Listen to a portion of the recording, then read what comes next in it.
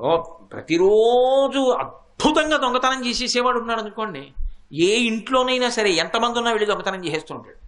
వాడికి ఎప్పుడో అప్పుడు విఘ్నం వచ్చి దొరికిపోయాడు అనుకోండి, అయ్యో పాపం విఘ్నం వచ్చి దొరికిపోయాడండి అని బాధపడతారా? అమ్మయ్య ఊరు రక్షింపబడిందండి అని సంతోషిస్తారా? వాడికి విఘ్నం రావడం ప్రయోజనకరం కాబట్టి విఘ్నాన్ని ఇచ్చి కాపాడతాడు మిగిలిన వాళ్ళని. ఎవరికి విఘ్నం కల్పించాలి? ధర్మం వదిలిపెట్టిన వాళ్ళకి విఘ్నం కల్పిస్తాడు, ధర్మాత్ములకు విఘ్నం తీసేస్తాడు. అది ఎలా? ఏదో చిన్న చిన్నవి కాదు, పర్వతాలంతంతటి విఘ్నాల్ని కూడా, అది వస్తోందని కూడా మనకి తెలియదు, వచ్చేస్తోంది, మనం ఓ పని చేద్దాం అనుకుంటాం, అది చేయకుండా అయిపోతుంది అని కాదు. పరమ ధర్మాత్ములైన వాళ్ళని ఏం చేస్తాడో తెలుసా? అప్రతిష్ట రాకుండా ఉండడానికి వాళ్ళు అక్కడికి వెళ్ళకూడదు అని ఆయన అనుకున్నాడు అనుకోండి, ఏదో ఒక విఘ్నం కల్పిస్తాడు, కల్పించి వాళ్ళని వెళ్లకుండా చేస్తాడు. అది ఈశ్వరానుగ్రహం ఉంటేనే. వాళ్ళు వెళ్లకుండా చేస్తాడు, వాళ్ళు వెళ్ళరు. వాళ్ళు నిజంగా వెళదామని అనుకున్నా కూడా వెళ్ళకూడని పరిస్థితి అవుతుంది. అది అప్పుడు అసలు వెళదామన్న సంకల్పమే లేదు కాబట్టి ఆయనకు అప్రతిష్ట ఉండదు. నేను జీవితంలో ఇటువంటి సందర్భాలు ఎన్నో విషయాల్లో అనుభవంలో చూసిన వాడిని. అవన్నీ స్పష్టంగా వేదికల మీదకి చెప్పడం సాధ్యం కాదు. అవి అంత విచిత్రంగా ఉంటాయి, అంత విశేషంగా ఉంటాయి. ఒక్కొక్కటి పరమాత్మ యొక్క అనుగ్రహం అందరికీ అర్థం కాదు, కొంతమంది ఈశ్వరానుగ్రహం ఉన్న వాళ్ళకే అర్థం అవుతుంది. నేను మీకు ఒక్క ఉదాహరణ చెప్తాను, అన్నాను కాబట్టి మీరు పట్టుకుంటారు. కాకినాడలో జయేంద్రనగర్లో విఘ్నేశ్వర దేవాలయం ఉంది, మహాగణపతి దేవాలయం. ఒకప్పుడు మాంధాత వారని అక్కడే ఉంటారు దగ్గరలో, మంచి భక్తి తత్పరులైనటువంటి కుటుంబం వారికి అక్కడ ఖాళీ స్థలం ఉంది, గుడి కడదామని కంచికామకోటి పీఠాధిపత్యం వహిస్తున్న మహాపురుషులు చంద్రశేఖరేంద్ర సరస్వతి స్వామి వారి దగ్గరికి వెళ్ళారు. ఆయనకి పిలిస్తే పలికేవారు విఘ్నేశ్వరుడు. ఆయన దగ్గరికి వెళ్ళి అడిగారు, అయ్యా కృష్ణాలయం కడదాం అనుకుంటున్నామండి అని. ఆయన కళ్ళు మూసుకుని ధ్యానం చేసి చెప్పారు, రాదు కృష్ణాలయం, అక్కడ విఘ్నేశ్వరుడు గుడుస్తుందని చెప్పారు. కాదండి మేము కృష్ణాలయం కడదాం అనుకుంటున్నాం అన్నారు. ఆయన నవ్వి శుభం భూయాత్.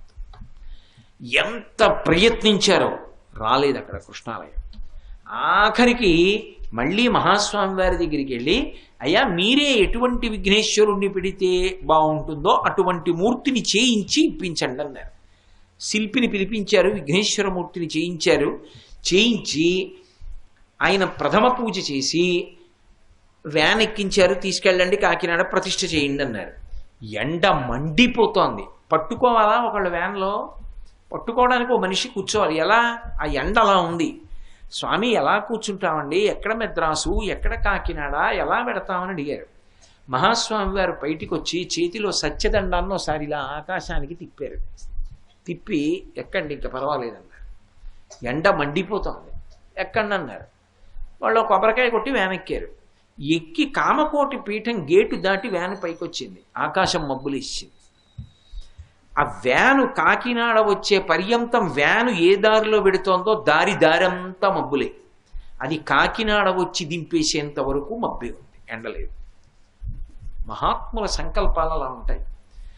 ఆయన ఎక్కడ రావాలనుకున్నాడో అక్కడ వచ్చి తీరేడంతే.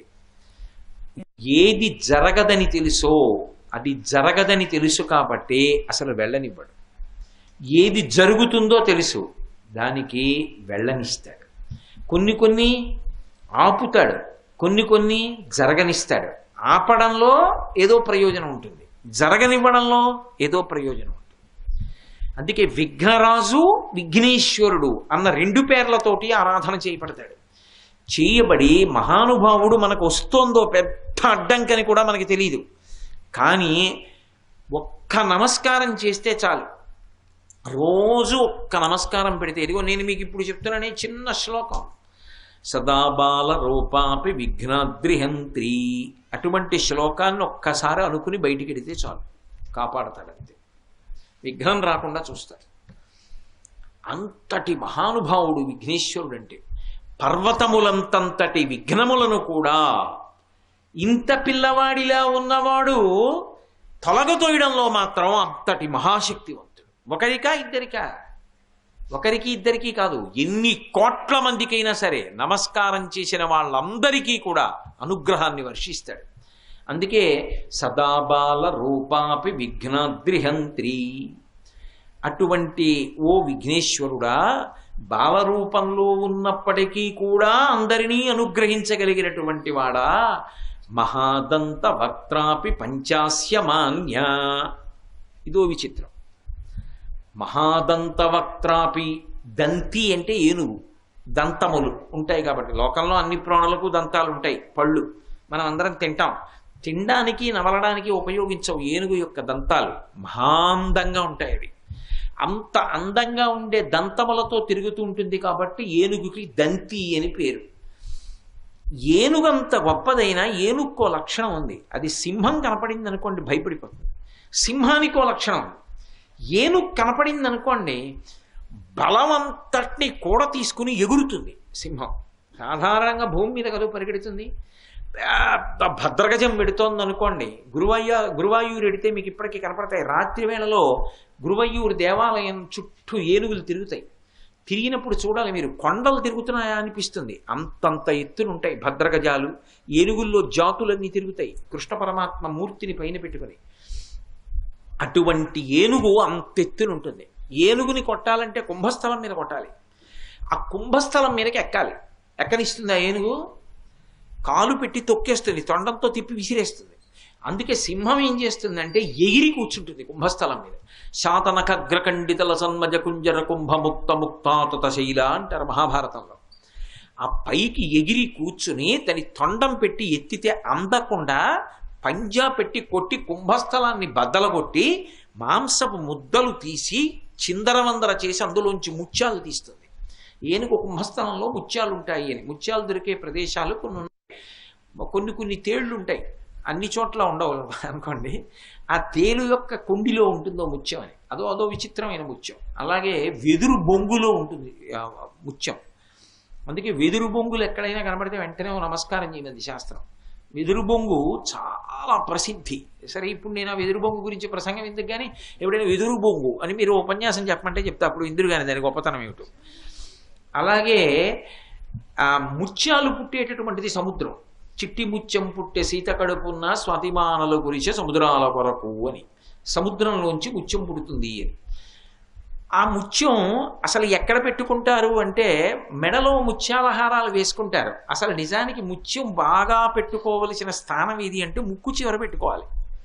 అందుకే కస్తూరి తిలకం లలాట ఫలకే వక్షస్థలే కౌస్తుభం నాసాగ్రే నవమౌక్తికం. కృష్ణుడి ముక్కు చివర ముత్యం ఉంటుంది. అమ్మవారి ముక్కు లోపలికి ముత్యం ఉండి ఊపిరి విడిచినప్పుడు పైకి వచ్చి కనపడి లోపలికి ఎడుతుంటుంది. అసౌ నాసా వంశస్తు హినగిరి వంశధ్వజపటి అని శంకరులు స్తోత్రం చేశారు. ఇవన్నీ మంచి ముత్యాలు దొరికేటటువంటి స్థానాలు. ఏనుగు కుంభస్థలంలో ఉంటుంది. ఆ ముత్యాలు తీసి గజాసురుడని ఒక రాక్షసుడు ఏనుగు రూపంలో ఉంటే పరమశివుడు సంహారం చేసి ఆయన కుంభస్థలంలో ఉన్న ముత్యాలు తీసి హారం కట్టి పార్వతీదేవి మెడలో వేశాడు. మిగిలిన భర్తల్లా నేను బజార్లో ముత్యాలు పట్టుకొచ్చి నీ మెడలో వేయడం ఏమిటి పార్వతి? గజాసురుడు కుంభస్థలంలో ముత్యాలు దండ కట్టి నీ మెడలో వేస్తున్నాను అన్నాడు. కాబట్టి ఏనుక్కి సింహం అంటే భయం. ఎంత భయం అంటే సింహ స్వప్నం అంటారు. సింహం కల్లోకి వచ్చిందనుకోండి ఏనుగు చచ్చిపోతుంది. అంత భయం ఏనుగుకి. ఏనుగు కనబడితే సింహానికి అంత ప్రీతి, వేట అంటాం, చంపడం. రెండు పుట్టుకతో ఆజన్మ వైరం అంటారే, అవి రెండింటికి ఇతరత్రా ఏం ఉండదు. కానీ పుట్టుకతో ఏనుగుని కొట్టడం అంటే సింహానికి సరదా. ఈ సింహం కనపడుతుందేమో అని ఏనుగుకి భయం. కానీ శంకర భగవత్పాదులు అంటున్నారు మహాదంత వక్త్రాపి పంచాస్యమాన్య. ఏనుగు ముఖంతో ఉన్న సింహంతో పూజింపబడేవాడా అన్నారు. ఇదేం విచిత్రం. ఏనుగు ముఖంతో ఉంటే సింహాన్ని చూసి పారిపోవాలి ఎంత వినాయకుడైనా. కానీ ఏనుగు ముఖంతో నువ్వు ఉండి సింహంతో పూజింపబడతావు, ఎంత చమత్కారం నీదంటున్నారు. మహాదంతి వక్త్రాపి పంచాస్యమాన్య అంటారు. దంతి అంటే ఏనుగు. ఎందుచేత? దంతము అంటే మనకి నెవరడానికి పళ్ళు ఎలా ఉంటాయో అలా కాకుండా పైకి రెండు దంతములు ఉంటాయి ఏనుక్కి. ఆ రెండు పరమ శోభస్కరంగా ఏనుక్కి గొప్ప అందాన్ని ఇస్తాయి. అందుకే ఏనుగుకి దంతి అని పేరు వచ్చింది. మహాదంతి. అదే మామూలు ఏనుగు కాదు. విఘ్నేశ్వరుడి యొక్క ముఖం బ్రహ్మాండమైనటువంటి పెద్ద ఏనుగు యొక్క ముఖం. కాబట్టి మహాదంతి వక్త్రాపి, చాలా పెద్ద ఏనుగు ముఖం కలిగిన వాడు, అపి అయినప్పటికీ, మహాదంతి వక్త్రాపి పంచాస్య మాన్య. సంస్కృతంలో మాన్య అంటే గౌరవింపబడుట, పూజింపబడుట అని. అందుకే మాన్యులైనటువంటి అంటుంటారు ఉత్తరం రాసేటప్పుడు. మాన్య అంటే పూజించుట. లోకంలో ఎక్కడైనా ఏనుగు సింహం కనపడితే భయపడిపోతుంది. అసలు భయపడిపోవడం కాదు, కలలో సింహం కనపడినప్పటికీ కూడా ఏనుగు ప్రాణం విడిచిపెట్టేస్తుంది. సింహస్వప్నం అంటారు. అటువంటిది ఎంత పెద్ద ఏనుగు కనపడుతుందో అంత గొప్పగా ఏనుగుని సంహరించాలని సింహం పట్టుదలని పొంది ఉంటుంది. కానీ విఘ్నేశ్వరుడి విషయంలో విచిత్రం ఏమిటంటే, మహాదంతి వక్త్రాపి, అంత పెద్ద ఏనుగు ముఖం ఉన్నవాడు ఆయన అయితే, మరి ఏనుగు ముఖం ఉన్నప్పుడు సింహాన్ని చూసి భయపడాలి కదా. కానీ పంచాస్య మాన్య, సింహం ఆయనని పూజ చేస్తుంది. సింహం ఏనుగు ముఖం ఉన్నటువంటి విఘ్నేశ్వరుణ్ణి పూజ చేసింది అని ఎక్కడ చెప్పబడింది అంటే, శంకరాచార్యులు వారు పంచాస్య అన్నారు. పంచాస్యము అని పేరు దేనికి వచ్చింది అంటే సింహానికి పేరు. పంచాస్య అంటే, పంచ అంటే 5 అని ఒక అర్థం, ఆస్య అంటే ముఖములు కలిగినది, 5 ముఖములు కలిగినది కాబట్టి పంచాస్య అని ఒక అర్థం. పంచ అంటే సంస్కృతంలో విశాలమైన అని ఒక అర్థం. ఆస్య అంటే ముఖం, విశాలమైన ముఖము కలిగినది అని. సింహాన్ని చూస్తే నడుం సన్నగా ఉంటుంది, కానీ ముఖం దగ్గరికి వచ్చేటప్పటికి మాత్రం చాలా పెద్ద ముఖం ఉంటుంది, విశాలమైన ముఖం ఉంటుంది. నేను మగసింహం గురించి మాట్లాడుతున్నాను. సింహం యొక్క భార్య ఆడసింహాన్ని అయితే శివంగి అంటారు. సింహానికి ఉన్నటువంటి అందం నిజానికి శివంగికి ఉండదు. మగసింహం చాలా అందంగా ఉంటుంది, చాలా పెద్ద జూలు ఉంటుంది దాని ముఖం చుట్టూ. దాని ముఖం వంక చూసేటప్పటికే ఒక భీతి కలుగుతుంది, అంత గాంభీర్యంతో ఉంటుంది అది. సింహావలోకనము, సింహస్వప్నము, సింహ సందర్భంగా అనేకమైనటువంటి పేర్లు లోకంలో వచ్చాయి. సింహాసనము, సింహాన్ని ఉద్దేశించి మాట్లాడతారు. అది బయటికి వచ్చి నడిచి వెడుతుంటే దాని వెంట్రుకలలోంచి వచ్చినటువంటి వాసనకి మిగిలిన జంతువులన్నీ గుహల్లోకి పారిపోతాయి. అయినా నా జోలికి ఏ జంతువు వస్తుందిలే అని చెప్పి అది నిర్లక్ష్యంగా నడవదు. ఒక 100 అడుగులు వేస్తుంది, స్థిమితంగా ఆగి ముఖమంతా వెనక్కి తిప్పి 2 వైపులా పరిశీలనంగా చూస్తుంది. ఏదైనా అనుమానం వస్తే వెనక్కి తిరుగుతుంది, తిరిగి ఒకసారి చూస్తుంది. అంతా అది వెళ్ళవలసినటువంటి ప్రయాణం పూర్తి చేసుకుంటే బాగా ఎత్తైన చోటుకి ఎక్కి ఒక బండరాయి మీద కూర్చుంటుంది. ముందు 2 కాళ్ళు పెట్టుకొని అక్కడి నుంచి చూస్తూ ఉంటుంది. అందుకే సింహావలోకనము అంటారు. అవలోకనము అంటే చూచుట. సింహానికి కొద్దిగా ముందుకెడితే మళ్ళీ వెనక్కి తిరిగి చూసే అలవాటు ఉంటుంది. మిగిలిన జంతువులు అలా కాదు, నడిచి వెళ్ళిపోతాయి. సింహం మాత్రం అలా నడవదు, కొద్ది దూరం నడిస్తే ఆగి వెనక్కి చూసుకుంటుంది. సింహావలోకనము అన్నది జీవితంలో అలవాటు పడిపోయినటువంటి వాడు చాలా గొప్ప స్థితికి వెడతాడు. ఎందుకని అంటే, ఏదైనా ఒక విషయం చదువుకుంటే పుస్తకం మూసి నాకు ఎంత జ్ఞాపకం ఉంది అని చదివిన దాన్ని మళ్ళీ ఆలోచిస్తాడు. ఇవాళ చదివిన దాన్ని మళ్ళీ రేపు ఆలోచిస్తాడు. నిన్న విన్నదాన్ని ఇవాళ పొద్దున్న లేచి మళ్ళీ ఒకసారి ఆలోచిస్తాడు. ఇవాళ పొద్దున్న ఆలోచించిన దాన్ని సాయంకాలం ఆలోచిస్తాడు. ఎన్ని మాటలు ఒక విషయం మీద ఆలోచన చేసి జ్ఞాపకం తెచ్చుకుంటూ ఉంటాడో ఆ విషయం మనసులో అంత బాగా నాటుకుంటుంది. అందుకే సింహావలోకనము అంటారు. సింహానికి అటువంటి లక్షణం ఉంది. అందుకని పంచాస్యము అంటారు. విశాలమైనటువంటి ముఖం కలిగి ఉంటుంది కాబట్టి సింహమునకు పంచాస్యమని పేరు. సింహం ఎక్కడైనా ఏనుగుకి పూజ చేయడం మీరు చూసారా? ఎక్కడ చేయదు. ఎందుచేత అంటే ఏనుగు సింహాన్ని చూస్తేనే భయపడిపోతుంది. ఇంకా సింహం ఏనుగుకి పూజ చేయడం ఏమిటి? అసలు లోకంలో ఉండదు అది. కానీ శంకరాచార్యులు వారు అంటున్నారు, ఈ ఏనుగుకి మాత్రం సింహం పూజ చేసింది అన్నారు. ఏ ఏనుగు? విఘ్నేశ్వరుడికి. ఆయనకి మరి ఏనుగు ముఖం కదూ. ఈ ఏనుగు ముఖం ఉన్నవాణ్ణి సింహము పూజ చేసింది. ఎప్పుడు పూజ చేసింది? ఎక్కడైనా ఉందా అలాగా? అంటే అందులో ఒక పెద్ద రహస్యం దాచారు. పంచాస్యము అంటే విశాలమైన ముఖము కలిగినది అంటే జంతువుగా సింహానికి అన్వయం. 5 ముఖములు కలిగిన వాడు కూడా ఒకడు ఉన్నాడు. ఆయన పరమశివుడు. పరమశివుడికి ఒక్కడికే 5 ముఖాలు. సద్యోజాత అఘోర తత్పురుష వామదేవ ఈశానములు అంటారు. సద్యోజాతం పశ్చిమాన్ని చూస్తుంది, అఘోరము దక్షిణాన్ని చూస్తుంది, వామదేవము ఉత్తరాన్ని చూస్తుంది, తత్పురుషము తూర్పుని చూస్తుంది, ఈశానము పైకి చూస్తుంది. 5 ముఖాలతో ఉండేటటువంటి వాడు ఒక్క పరమశివుడే. అందుకే పంచాస్య అంటే 5 ముఖములు ఉన్నవాడు అంటే పరమశివుడికి అన్వయం ఆ నామం. సింహము ఒక అర్థం, పంచాస్యము ఒక అర్థం. సింహము అంటే మృగరాజు. ఆ అడవిలో ఎన్నున్నాయో అన్నిటికీ సింహమే రాజు. లోకంలో ఉన్నవన్నీ పశువులే. మనని కూడా పశువు అనే అంటారు, కర్మపాశముల చేత కట్టబడతాం కాబట్టి.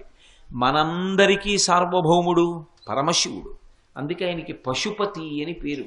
ఖట్మండులో పశుపతినాథలింగం అంటాం, ఆయనకి పశుపతి అని పేరు.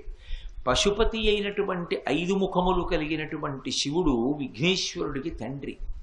లోకంలో తండ్రిని కొడుకు పూజ చేస్తాడు, కానీ విఘ్నేశ్వరుడి విషయంలో కొడుక్కి తండ్రి పూజ చేశాడు.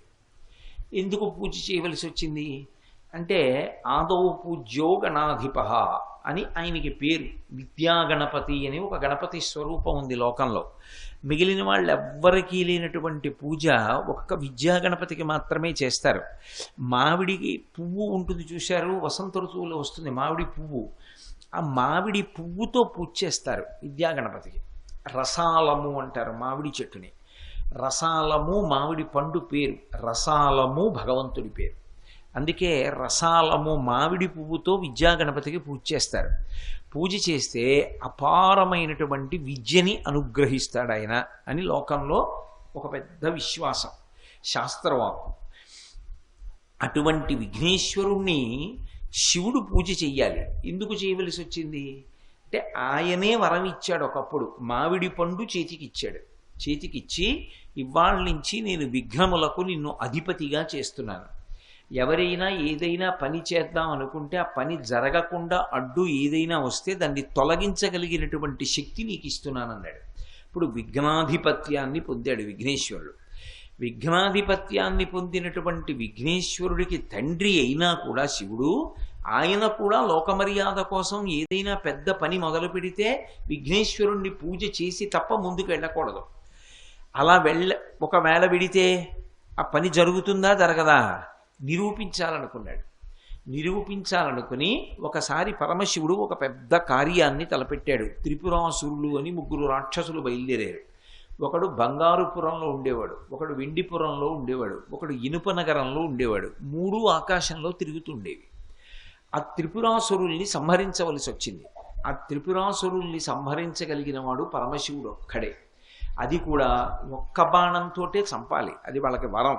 ఎక్కడా లేనటువంటి రథం ఎక్కి ఇంతకు పూర్వం లేనటువంటి ధనస్సు చేత్తో పట్టుకుని ఇంతకు ముందెన్నడూ వాడనటువంటి బాణం పెట్టి కొడితే 100 సంవత్సరములకు ఒక్కసారి ఆ 3 పురములు ఒక సరళ రేఖలోకి వస్తాయి, ఒక్క గీతలోకి వస్తాయి. అప్పుడు దేవతా సార్వభౌముడైనటువంటి వాడు బాణం విడిచిపెడితే ఆ బాణపు దెబ్బకి మేము పడిపోతామని వాళ్ళు వరం పుచ్చుకున్నారు. ఇప్పుడు ఆ త్రిపురాసురుల్ని సంహరించాలి. లోకంలో ఎక్కడా లేనటువంటి రథం ఒకటి కావాలి. ఎక్కడి నుంచి తీసుకొస్తారు రథం అంటే భూమిని అంతటినీ రథంగా మార్చారు. మార్చి సూర్యచంద్రులు ఇద్దరినీ దీనికి చక్రాలుగా పెట్టారు. వేదములను గుర్రాలుగా చేశారు. ప్రణవాన్ని ఓంకారాన్ని ఆ గుర్రాల్ని తోలేటటువంటి కొరడాగా చేశారు. చేసి సరస్వతీదేవి ఆ వింటికి ఆ కొరడాకి తాడుగా మారింది. సాక్షాత్తుగా చతుర్ముఖ బ్రహ్మగారు కూర్చుని ఆ రథాన్ని తోలుతున్నాడు.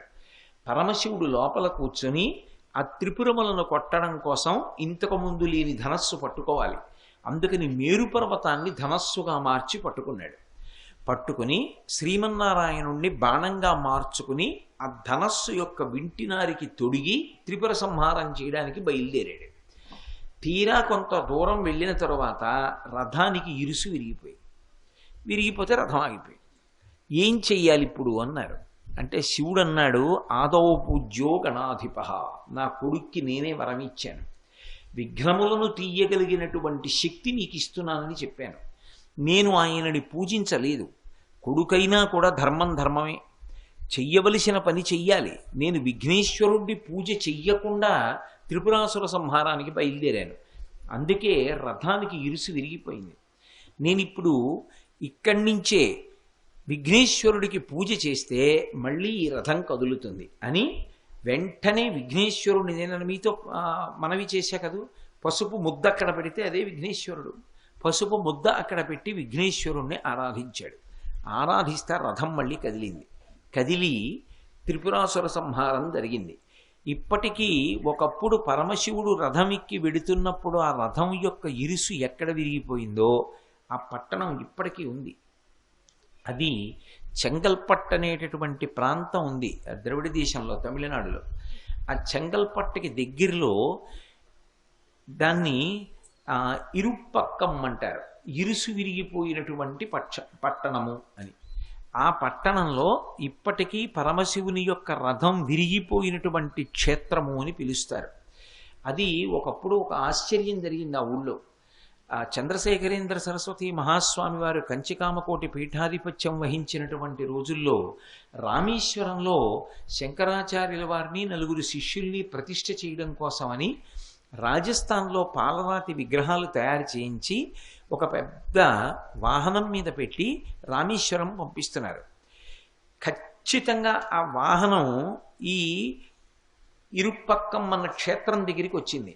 వచ్చేటప్పటికి ఇరుసు విరిగిపోయింది. అప్పుడు శివుడి యొక్క రథానికి విరిగిపోయింది. ఆ శివుడే శంకరాచార్యుల వారిగా వచ్చాడు. శంకరాచార్యుల వారి మూర్తిని పట్టుకుని వాహనం వెళుతుంటే మళ్ళీ అదే పట్టణం దగ్గర ఇరుసు విరిగిపోయింది. వెంటనే కామకోటి మఠానికి తెలియచేశారు, ఇరుసు విరిగిపోయింది ఎలాగా అని. మహాస్వామి వారు అన్నారు, ఇప్పుడు ఆ మూర్తుల్ని కిందకి దింపడం కుదరదు, 108 కొబ్బరికాయలు కొట్టండి. 108 కొబ్బరికాయలు కొడితే ఆయన ప్రసన్నుడవుతాడు. ఒక్క విఘ్నేశ్వరుడి విషయంలో ఒక చమత్కారం ఉంది. మిగిలినటువంటి దేవతలు ఎవరికైనా సరే కొబ్బరికాయ కొట్టేటప్పుడు లోపలికి తీసుకెళ్ళి అర్చకుడికి ఇస్తాం. అర్చకుడు కొబ్బరికాయ కొట్టి నైవేద్యం పెడతాడు. నైవేద్యం పెట్టిన తరువాత ఒక చెక్క దేవాలయాల్లో ఉంచుతారు, ఒక చెక్క మనం ప్రసాదంగా తెచ్చుకుంటాం. విఘ్నేశ్వరుడి విషయంలో ఆయన ఎప్పుడైనా చాలా ఇష్టపడ్డాడనుకోండి, నాకు కొబ్బరికాయ కొట్టమని కబురు చేస్తాడు. ఇదో విచిత్రం తెలుసా మీకు? నాకు కొబ్బరికాయ కావాలి అని అడుగుతాడు. ఎవరి పట్ల ఆయన ప్రీతి పొందాడో వాళ్ళకి కబురు వస్తుంది, నాకు కొబ్బరికాయ కొట్టమనండి అని అడుగుతాడు. నాకు కొబ్బరికాయ కొట్టమనండి అని అడిగాడు అంటే ఆయన చాలా ప్రీతి చెందాడు అని గుర్తు. విఘ్నేశ్వరుడు బాగా ప్రీతి చెందాలి అంటే కొబ్బరికాయని లోపలికి తీసుకెళ్లే కొట్టాలని నియమం లేదు. దేవాలయం మూసేసి ఉన్నప్పటికీ కూడా దేవాలయం ఎదురుగుండా రహదారి మీద నిలబడి విఘ్నేశ్వరుడికి కొబ్బరికాయ చూపించి నేలకేసి కొట్టేస్తే, దాన్ని పిల్లలు ఏరుకు తినేస్తే కొబ్బరి చెక్కల్ని సాక్షాత్తు విఘ్నేశ్వరుడు తినేసినట్టు. ఇది ఒక్క విఘ్నేశ్వరుడి విషయంలో మాత్రం మినహాయింపు. మిగిలినవి ఎవరివైనా సరే లోపలికి తీసుకెళ్ళి కొట్టాలి. విఘ్నేశ్వరుడికి కూడా లోపలికి తీసుకెళ్ళి కొబ్బరికాయ కొట్టచ్చు.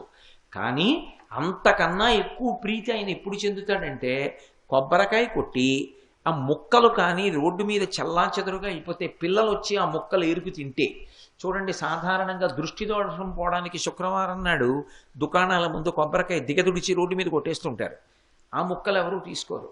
కానీ విఘ్నేశ్వరుడి గుడి ముందు మాత్రం కొబ్బరికాయ కొడితే అది పిల్లలు ఏరుకు తింటే స్వయంగా విఘ్నేశ్వరుడు తిన్నట్టే. అది ఒక్క విఘ్నేశ్వరుడికే అన్వయం. 2, ఆయన బాగా ప్రీతి చెందాడు అనుకోండి, ఎప్పుడైనా ఎవరో ఒకరిలోకి ప్రవేశించి నాకు కొబ్బరికాయ కొట్టండి అని అడుగుతాడు. కొబ్బరికాయ కొడితే వెంటనే ప్రీతి చెందుతాడు ఆయన. ఎప్పుడైనా ఏదైనా పెద్ద సమస్య వచ్చిందనుకోండి, దానికి విరుగుడు ఏమిటంటే స్వామికి ఒక కొబ్బరికాయ కొట్టడం. వెంటనే మళ్ళీ వెనక్కి రండి నేను చెప్పే దగ్గరికి. శంకరాచార్యుల వారి మూర్తుల్ని వాహనంలో పెట్టి రామేశ్వరం పంపిస్తున్నప్పుడు ఆ వాహనం యొక్క ఇరుసు విరిగిపోయింది, మూర్తుల్ని కిందకి దింపడానికి లేదు, వాహనాన్ని ఎత్తి ఇరుసు సరిగ్గా బిగించడానికి లేదు, మరమ్మత్తు చేయడానికి. ఎలా అని చంద్రశేఖరేంద్ర సరస్వతి మహాస్వామి వారికి కబురు పంపారు. స్వామివారు అది విని అన్నారు, ఎక్కడ విరిగిపోయింది, ఏ ఊళ్ళో ఆగిపోయింది వాహనం అని అడిగారు. ఈ తిరిగిరుపక్కం అన్న చోట విరిగిపోయింది అన్నారు. ఓ, ఆ ఊళ్ళో విరిగిపోయింది అంటే అక్కడే ఒకప్పుడు పరమశివుడి యొక్క రథం ఇరుసు విరిగిపోయింది. అప్పుడు శివుడి రథానికి విరిగింది. ఇప్పుడు శివుడే శంకరాచార్యుల వారిగా వచ్చాడు. శంకరాచార్యుల వారి మూర్తి వెడుతుంటే మళ్ళీ విరిగింది. 108 కొబ్బరికాయలు నిలబడి కొట్టేయండి, అనుకోకుండా తనంత తాను ఆ ఇరుసు బాగవుతుంది అన్నారు. వెంటనే 108 కొబ్బరికాయలు తెప్పించి ఆ అరుచ్చపక్కం క్షేత్రంలో విఘ్నేశ్వరుడు యొక్క దేవాలయం ముందు కొట్టారు. కొట్టిన తర్వాత అనుకోకుండా లోపల ఉన్న విగ్రహాలు అలా ఉండగానే ఆ వాహనం యొక్క ఇరుసు బాగు చేయడానికి అవకాశం దొరికింది. అలా బాగు చేశారు. ఇక ఆగలేదు, వాహనం రామేశ్వరం వెళ్ళిపోయి. ఒక్క విఘ్నేశ్వరుడి విషయంలో మాత్రం కొబ్బరికాయ కొట్టడానికి అంత ప్రధానమైనటువంటి కారణం ఉంటుంది. అందుకే మీరు విఘ్నేశ్వరుడికి పూజ చేసేటప్పుడు ఏది చేశారు ఏది చెయ్యలేదు అన్నదానితో కాదు, బాగా జ్ఞాపకం పెట్టుకోండి. నేను చెప్పే విషయం, మిగిలిన రోజులలో అయితే తప్పకుండా కొబ్బరికాయ కొట్టడం మంచిది. విఘ్నేశ్వర చతుర్థి నాడైతే కొబ్బరికాయ కొట్టడంతో పాటు దోసపండు నైవేద్యం పెట్టాలి. శ్రీ ఉమామహేశ్వర పరబ్రహ్మార్పణమస్తు.